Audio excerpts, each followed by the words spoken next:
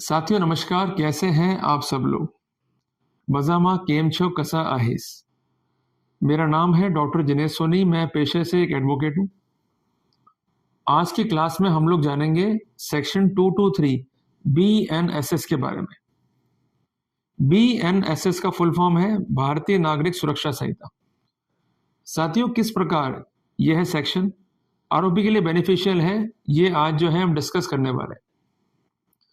साथियों, प्रसंज्ञान के लिए जो बेसिक प्रोटोकॉल था प्रीवियस सीआरपीसी में, मैं बात कर रहा हूं खासकर कंप्लेंट की, तो उसके लिए प्रोटोकॉल सेक्शन 200 सीआरपीसी में दिया गया था।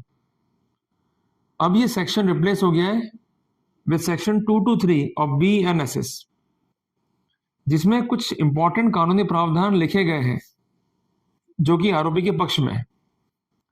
मैं प्रावधान को पढ़ूंगा इंग्लिश में और आपकी सुविधा के लिए मैं उसका हिंदी ट्रांसलेट भी करूंगा और पॉइंट वाइज आपको सारी स्थितियां जो है नोट डाउन करूंगा ताकि कंसेप्चुअली आप क्लियर हो सके। जब कभी भी आपको कोई ट्रबल हो जो कि जुड़ी हुई है सेक्शन 223 BNSS से, तो आप इजीली इंफॉर्मेशन के बेसिस पर जो प्रॉब्लम है उसको एनकाउंटर कर सकें। सबसे पहले हम पढ़ेंगे कानूनी प्रावधान को। इसके लिए मेरा आपसे निवेदन है कि आप भारतीय नागरिक सुरक्षा संहिता की धारा 223 को ओपन कीजिए।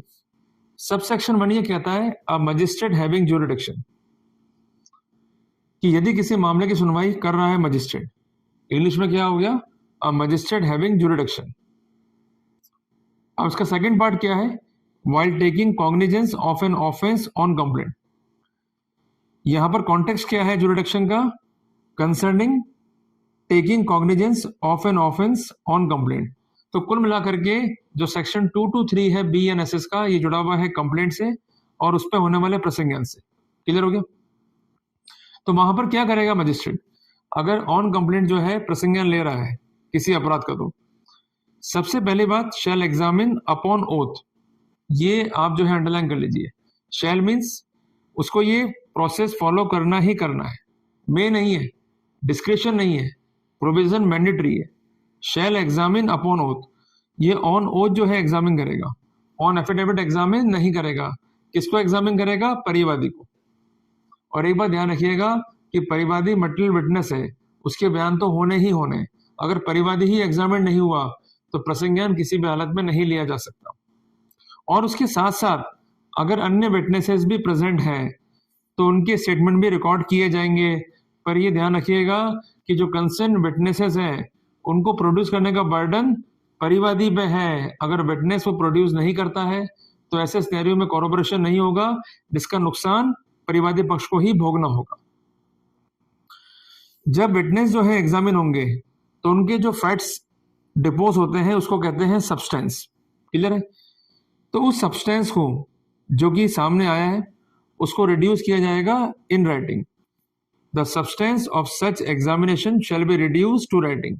ये बात भी जो है कानून में लिखी हुई है। इसके अलावा जो स्टेटमेंट दिए गए हैं उसको साइन किया जाएगा बाय द परिवादी।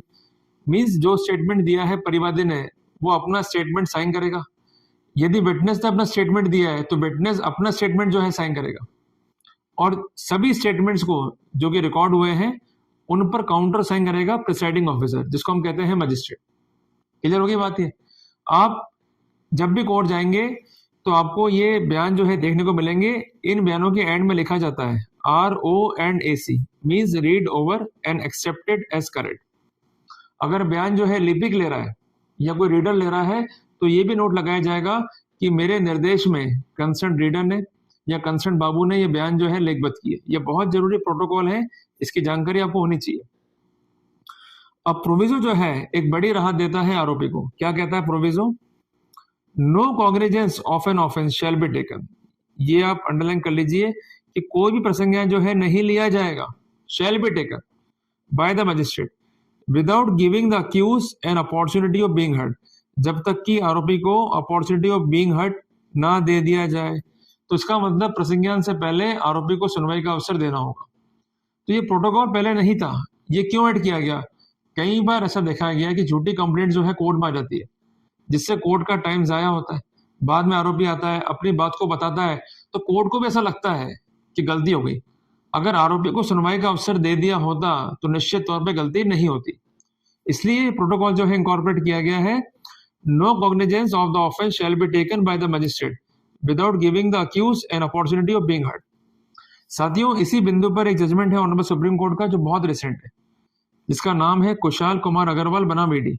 इस केस में ऑब्जर्व किया गया है, before taking cognizance under criminal law the court must provide reasonable opportunity of being heard, जिसके लिए प्रोटोकॉल जो है दिया गया है section 223 sub clause 1 B and S में, जो मैंने अभी आपको निवेदन में किया।